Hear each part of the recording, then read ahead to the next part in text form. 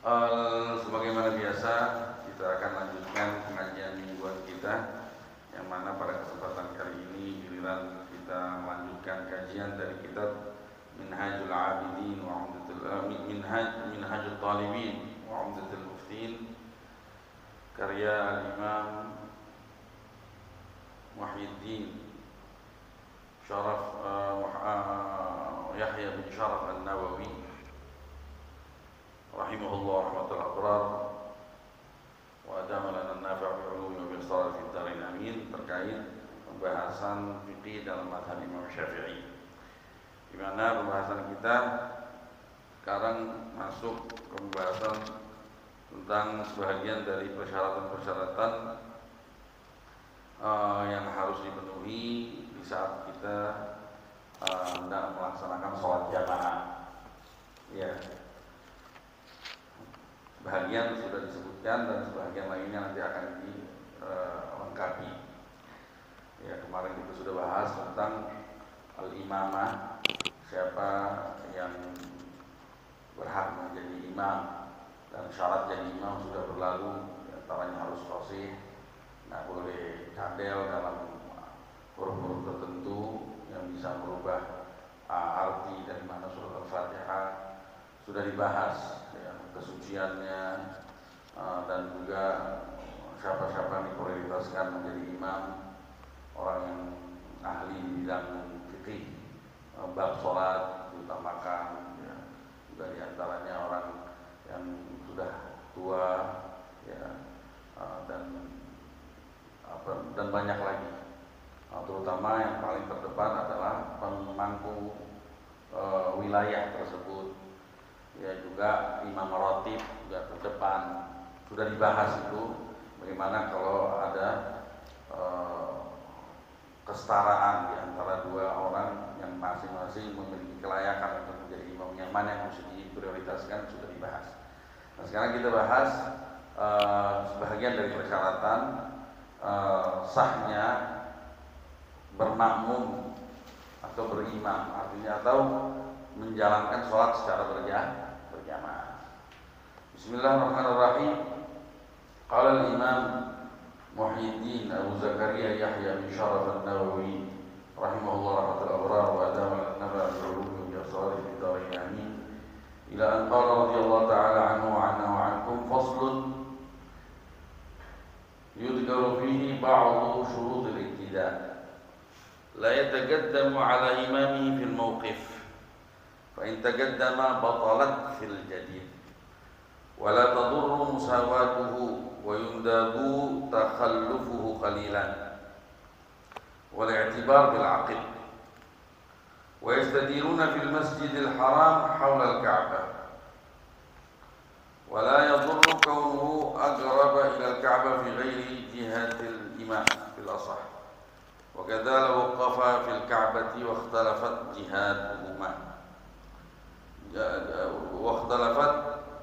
جهتاهما ويقف الذكر عن يمينه فإن حضر آخر أحرم عن يساره ثم يتقدم الإمام أو يتأخران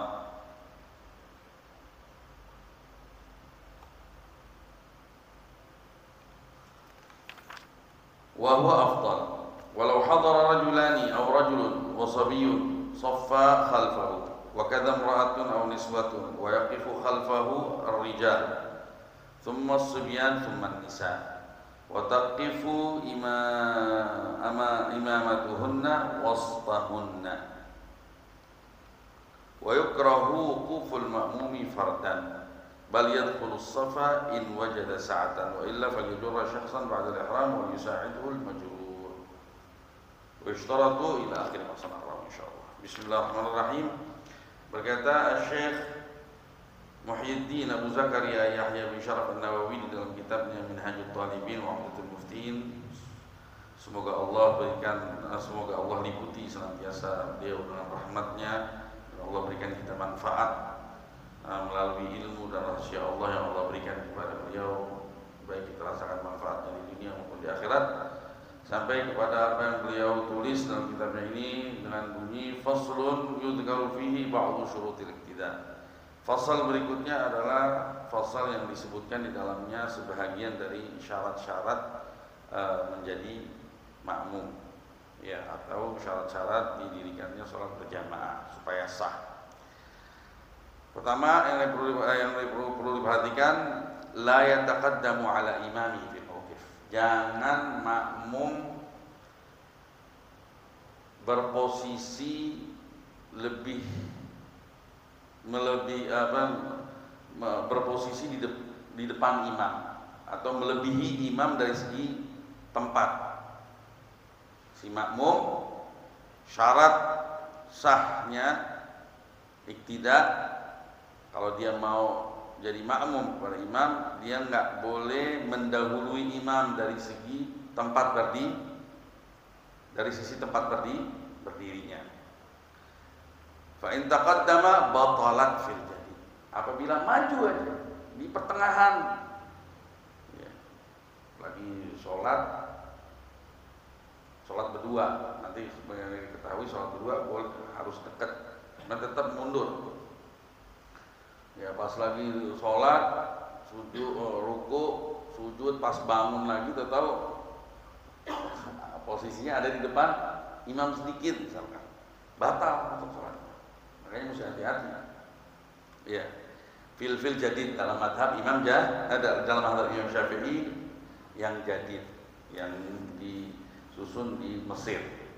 Ya, wala tadurru musawatuhu, tidak bermasalah kalau dirinya sejajar dengan imam, walaupun makruh. Nanti akan dibahas. Ini yang saya baca matanya dulu. Wa yudhabu takhallufu qalilan, dan sunnah dia mundur sedikit kalau dia berdua, mundur sedikit, ya, wal i'tibar bil aqib, dan patokannya adalah tumit. Nah, pertama disebutkan la yataqaddam ala imam fil mauqif. Jadi makmum enggak boleh mendahului imam dari sisi berdirinya. Ya, baik dalam keadaan berdiri maupun dalam keadaan duduk si imamnya ataupun dalam keadaan berbaring miring. Ya. Kenapa? Apa dalilnya? Dalilnya amal di masa Nabi dan di masa Khulafaur Rasyidin tidak sampai riwayat kepada kita ada makmum yang mendahului Nabi dan mendahului Khulafaur Rasyidin. Lam yunqal an ahadin minhum dzalik. Ya, li'anna al-muqtadina bin nabi wa bil khulafa'ir rasyidin lam yunqal an ahadin minhum dzalik. Istilahnya yang menjadi makmum Nabi, yang menjadi makmum Khulafaur Rasyidin, makmum Sayyidina Abu Bakar di masa khilafah Sayyidina Abu Bakar, di masa khilafah Sayyidina Umar, di masa khilafah Sayyidina Utsman, Sayyidina Ali, tidak sampai riwayat yang menerangkan, menggambarkan bahwa pernah terjadi makmum itu berdiri mendahului imam. Itu dalil fi'liyahnya. Dan dalil qauliyahnya yaitu ucapan baginda Nabi Muhammad SAW yang berbunyi innama ju'ilal imamu liyu'tamma bih. Tidak dijadikan sholat itu ada imamnya kecuali tujuannya supaya imam itu diikuti. Ya. Wal i'timam al-i'tiba. Yang dimaksud al-i'timam di sini maksudnya i'tiba, ngikutin imam. Wal mutaqaddim ghairu tabi'. Nah, orang yang lebih dulu jalannya, posisinya itu nggak bisa disebut sebagai pengikut. Nah, makmum pengikutnya imam. Nah, di antara gambaran pengikut harus ada di belakang yang diikuti. Itu fikihnya. Fikih itu artinya pemahaman. Jadi nas ini difahami seperti itu. Iya. Walaupun nanti ujung-ujungnya ada khilaf, tapi nggak disebutkan al-mu'tamad enggak. Itu kalau di Masjidil Haram, di Masjid Nabawi. Di Masjid Nabawi kan pekarangan Masjid Nabawi itu mengelilingi masjid itu, termasuk yang ada di depan imam. Masjid Nabawi itu paling depan imam. Setelah imam tuh masih ada pekarangan lebar, ada payung-payungnya, ada hotel-hotel. Nah, itu Kalau orang yang di luar masjid, di sisi kanan masjid Nabawi, nggak boleh sembarangan dia main asal berdiri. Dia mesti tahu garis di mana. Dan itu ditandain, ada tandanya. Ilahuna sampai sini makmum, batas makmum. Pernah saya lagi umroh bawa jamaah di sana, pas lagi bulan Ramadan, lagi penuh-penuhnya. Nah, orang-orang ada di hotelnya, ada di hadapan kiblat. Itu kalau misalkan azan maghrib kan berkuah tuh dari arah kiblat, mestinya mereka tuh nyamperin, harus ada di tembok, di belakang tembok terakhir dari masjid dong, ya kan? Tapi belum sampai situ mereka udah berbaris. Pertama Anda lihat, oh ini ngaco. Tapi Anda lihat beberapa tugas malah membuat saf buat ada di depan imam. Pas saya cari-cari ternyata memang ada pendapat kalau lagi darurat. Ya. Bahkan Al-Habib Mustafa bin Ahmad Al-Mahdhar, kakaknya Habib Muhammad bin Ahmad Al-Mahdhar, sahibul usul yang ada di Hadramut, pernah kejadian di masjid di ziarah Nabi Dawud. Saat itu lagi sedang rame-rame orang sholat udah ngikutin kaidah fikih udah. Bahkan ada di antara mereka yang karena berjauhan sama imam, posisinya kalau dilihat-lihat mendahului imam. Terus dia fatwain, udah apa ambil pendapat yang membolehkan darurat.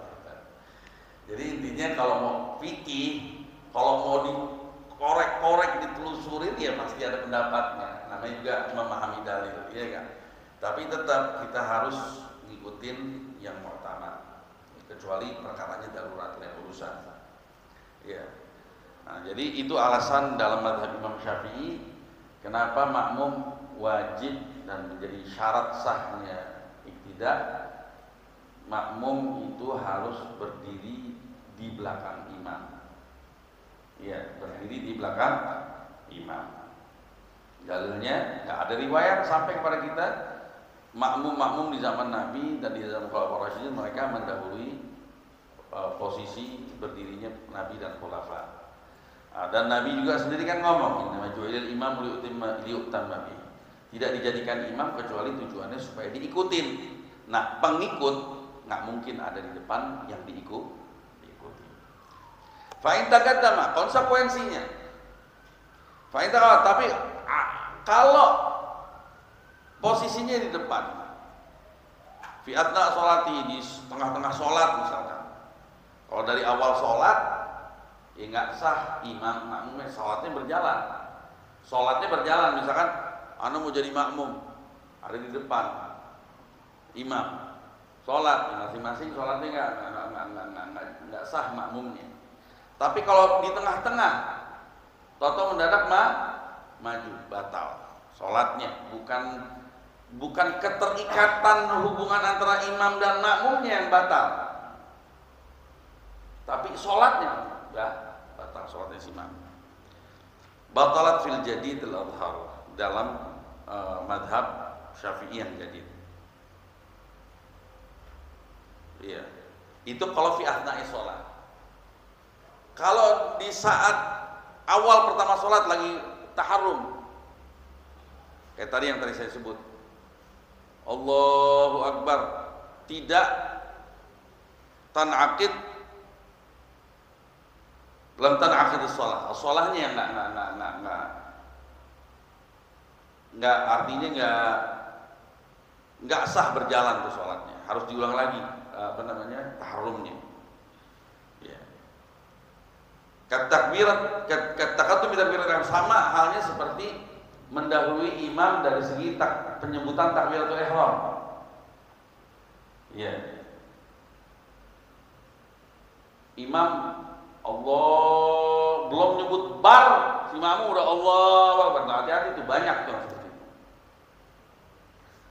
Tatkala makmum imam Allahu Akbar, harus kita Allahu Akbar. Kadang-kadang kan ada imam yang was-was nih, takbirnya agak banyak, Allahu Akbar.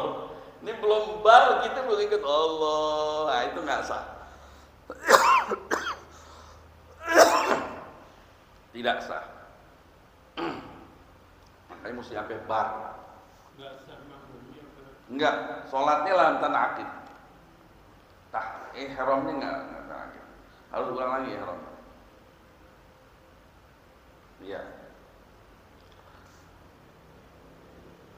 Ini pandangan ini ya, perkara orang nggak tahu. Terus gimana tuh sholat-sholat yang lalu? Lihat ada pendapat lain yang mendukung itu nggak? Gitu. Kalau ada pendapat lain yang mendukung itu, ya dianggap sah sholatnya. Karena ada kaidah al-ami la madhabalah. Orang yang awam dia nggak punya mazhab khusus. Selagi dia melakukan suatu tindakan dan ternyata ditopang oleh sebagian pendapat yang mu'tabar, maka sah sholatnya. Ya, sah perlakuannya. Tapi dia beresiko, orang awam beresiko. Kalau kebetulan ada yang nopang pendapat lain, kalau nggak ada satupun madhab ataupun satu pendapat mu'tabar yang nopang, dia bisa nggak sah sholatnya. Iya. Nah, adapun di mazhab qadim nggak batal, tapi makruh. Makruh kalau makmum posisinya ada di depan, agak ngedepan ke imam. Makruh. Makruh itu yufawwid fadilatul jamaah, menghilangkan fadilah jamaah. Walaupun jamaahnya sah, tapi nggak ada artinya, sama aja dia kayak sholat sendiri. Nilai pahalanya sama seperti dia sholat sendiri.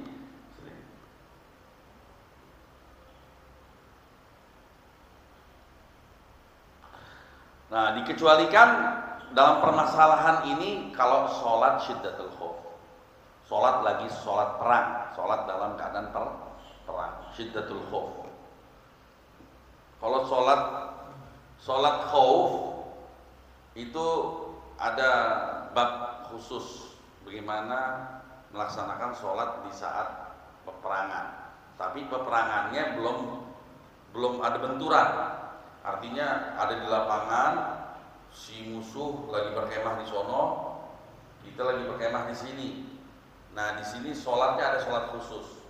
Ya, misalkan shaf yang pertama ikut bareng sama imam, shaf yang kedua tetap berdiri megang senjata.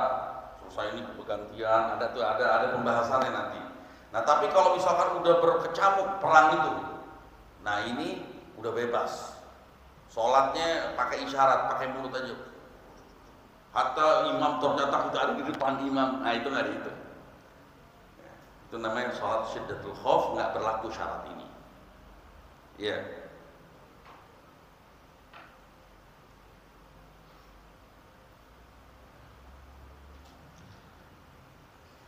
Nah, sekarang dalam mazhab jadid ini kalau misalkan ragu, gue tadi posisi gue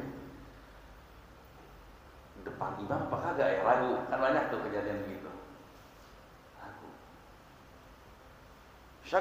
Syakka hal huwa mutaqaddim atau mutaakhir, seperti dalam kegelapan, ya sah sholatnya karena al asal ada musyrik, karena hukum asalnya tidak ada yang perkara yang merusak sholat, ya. Anggap nggak ada gitu yang namanya keraguan. Tapi ada ulama yang bilang begini, kalau ini orang datangnya dari depan imam maka nggak sah, tapi kalau ini orang datangnya dari belakang imam sah, karena al asal, hukum asal yang datang dari depan imam berarti lebih posisinya kemungkinan banyak ada di depan ini. Tapi kalau yang datang dari belakang imam, hukum asalnya ada di belakang imam. Tapi yang muktamad enggak.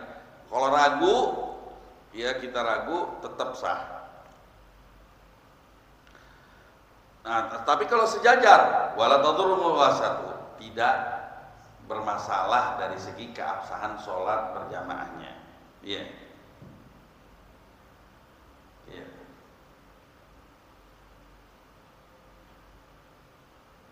Tapi makruh yang bisa menggugurkan pahala berjamaah.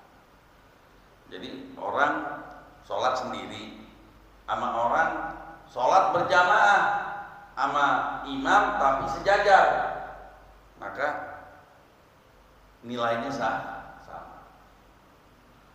Tapi nilai dalam mazhab lain, terutama mazhab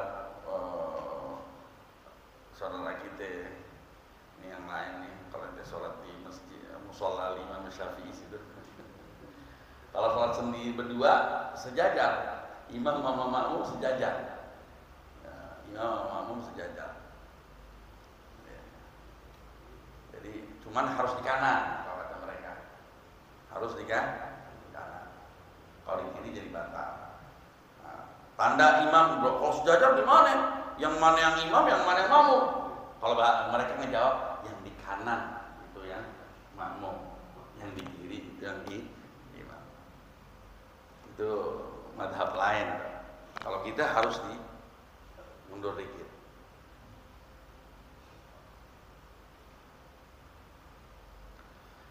Wa yundabu takhallufu imamu ilman qalilan in kana dzakaran ghayra alim.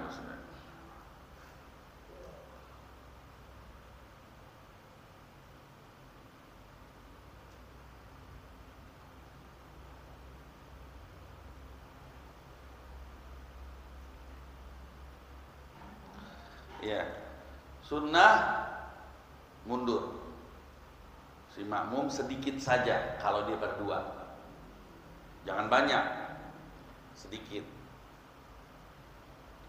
Wal i'tibar fit taqaddum wa ghairihi lil qa'im bil qadam bil aqib. Nah, patokan maju sejajar atau enggak lebih maju atau enggak lebih mundur, ya itu patokannya adalah tumit buat yang sholat berdiri. Ya, tumit. Walaupun kalau tumitnya sama sejajar, tapi yang satu kakinya lebih panjang, dia punya ujung jari jemarinya lebih terdepan ketimbang imam, tapi tumitnya sejajar, enggak masalah. Yang penting patokan tumit. Makanya kita kadang-kadang dulu kalau kita sholat mau sejajar nih antara makmum dengan sesama makmum, kita samain kelingking sama kelingking. Nah itu salah. Sebenarnya kita mesti sejajarin tumit sama tumit. Jadi dari belakang tuh punggung tuh semua rata. Tapi kalau kelingking sama kelingking ketemu, kaki kan macam-macam, ada yang ukurannya sekian, ada yang ukurannya sekian, nanti kelihatannya malah nggak sejajar.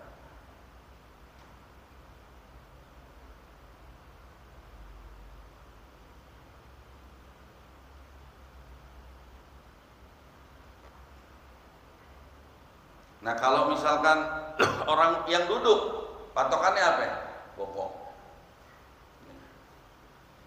Jadi kalau kita makmum sama imam yang duduk, nah tumit kita harus lebih mundur ketimbang bokongnya si imam. Nah kalau fil muttaja jamba nih, kalau orang yang sholatnya berbaring, al-ibrah patokannya adalah sisi tubuhnya, sisi bahu tubuhnya. Nah yang celentang patokannya apa? Kepala. Ya. Udah.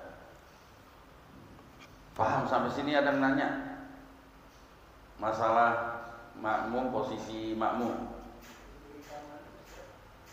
Ntar dulu, ini baru yang makmum antara makmum satu dan imam satu. Ya, afdolnya di kanan, nanti akan dibahas. Pas lagi ada lebih dari satu. Nah sekarang kalau misalkan imam sama makmum ada di Ka'bah, di depan Ka'bah langsung. Kan Ka'bah begitu, muter. Wa yastadiruna fil Masjidil Haram haul Ka'bah. Dan imam dan makmum posisinya mengelilingi Ka'bah. Wala yadhurru kaunu aqraba ila al-Ka'bah fi ghairi jihatil imam fil ashar. Makmum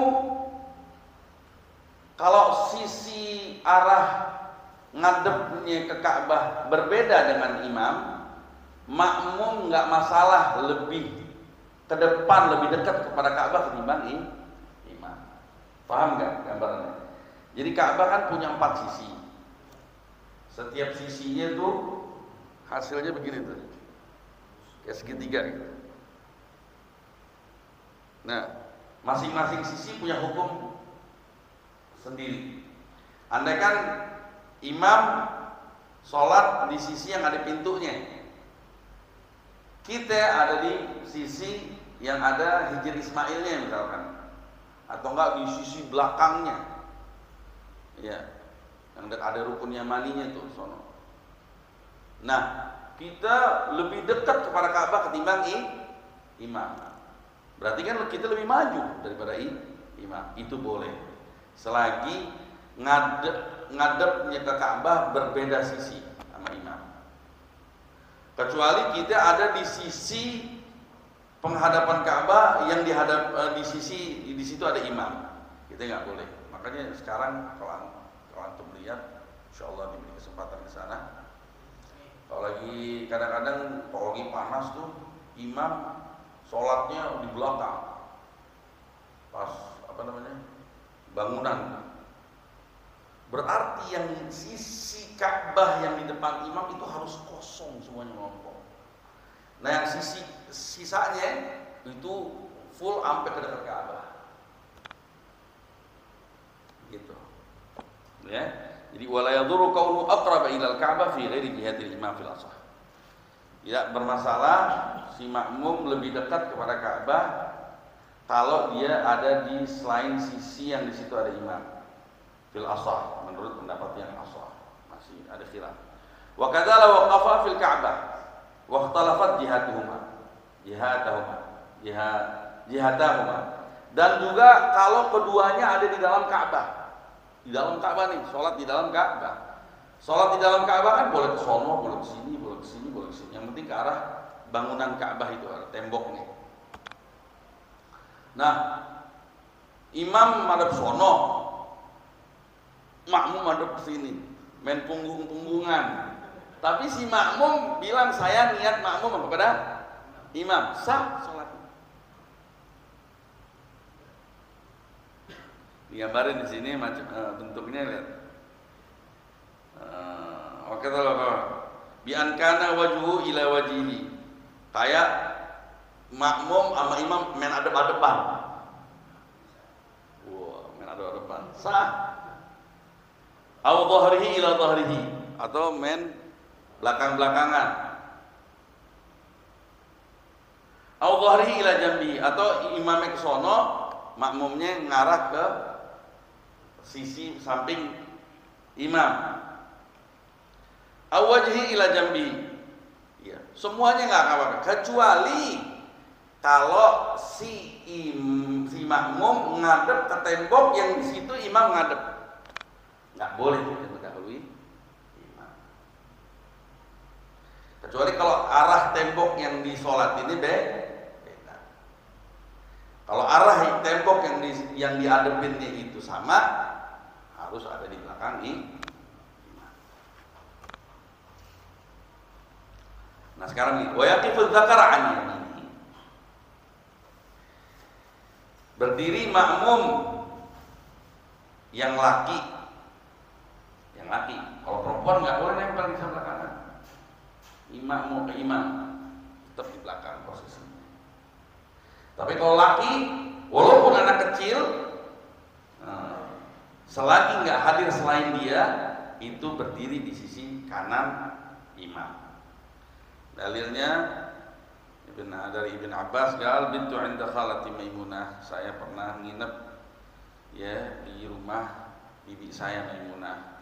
Faqama Nabi SAW, malam-malam Nabi Muhammad SAW bangun untuk sholat. Usolli minal lail. Saya pun juga ikut bangun. Saya berdiri di sebelah kirinya Nabi. Fa akhadha bi ra'si fa aqamani an yamini. Atau Nabi begini nih. Dipegang gitu, dipegang akan anak kecil. Dipegang palanya, diputar, disuruh pindah ke kanan sama Nabi Muhammad sallallahu alaihi wasallam.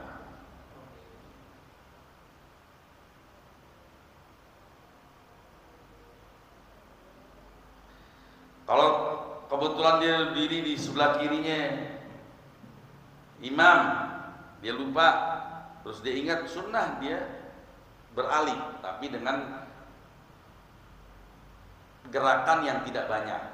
Maksud bergerak sebentar, terus dia kasih jeda, terus bergerak lagi, pindah ke kanan. Sunnah ya, sunnah. Tapi kalau enggak, ya, kalau enggak juga tetap sah. Tapi khilafus sunnah. Khilafus sunnah. Fa in hadara akhar. Nah, kalau tahu-tahu datang orang lain sedangkan kita sudah ada di posisi kanan imam. Ahrama an yasari. Yang baru datang, yang kedua ihram di sebelah kirinya imam. Tsumma yataqaddam al-imam wa yatakhara. Baru kemudian imamnya maju, terus dianya berdua ngerapat, atau mereka berdua yang mundur. Jadi bukan di paskibra doang, posisi maju, jalan kanan kiri, ya. Di sholat juga sebelum ada paskibra, sebelum udah ada gitu. Tapi jangan bersuara. Jangan bersuara, ya. Wa huwa afdal. Nah, imam yang mundur apa lebih afdol, apa imamnya yang maju lebih afdol? Kan dua-duanya boleh. Lebih afdol dua imamnya yang mundur. Walau hadara rajulan aw rajulun wa sabi saffakharna. Kalau misalkan datang dua orang laki-laki dewasa atau laki dewasa yang satu anak kecil, dua-duanya mau bermakmum, langsung berdirinya ada di belakang imam. Wa kadza mar'atun aw niswa, begitu juga perempuan atau perempuan banyak datang diri langsung di belakang imam. Wa kadza mar'atun, walaupun satu perempuan, kalau salah satu laki kan di samping kanan, kalau satu perempuan sama banyak perempuan di belakang imam. Wa yaqifu khalfahu ar-rijal. Di belakang imam berdiri kaum laki-laki. Tsumma sibyan, kemudian baru anak-anak kecil. Tsumma nisa, kemudian anak-anak baru perempuan.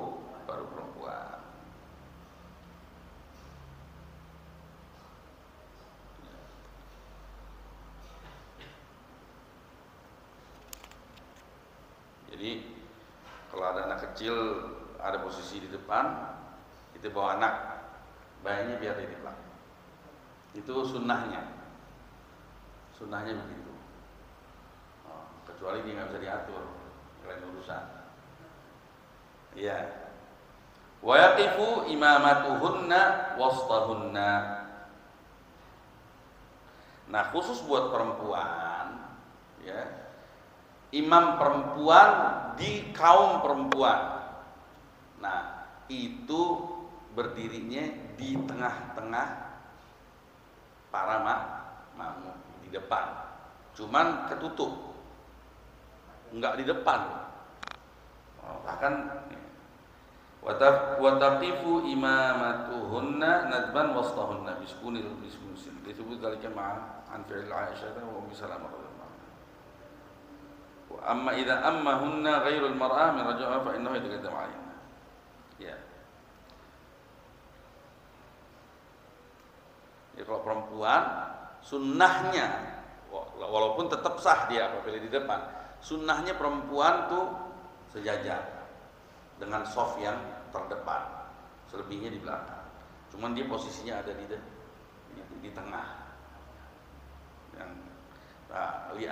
Karena gaya seperti ini lebih tertutup, lebih menutupi satu dengan yang yang lain. Wa yukrahu wuquful ma'mum fardan. Makruh makmum laki-laki berdiri sendiri di shaf.